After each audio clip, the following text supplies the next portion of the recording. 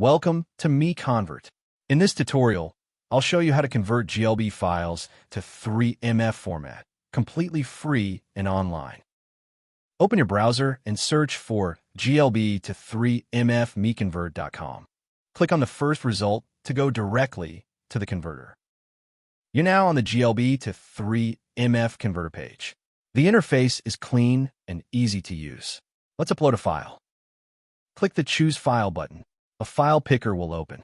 Select the GLB file you want to convert, then click Open. Your file is loaded and ready.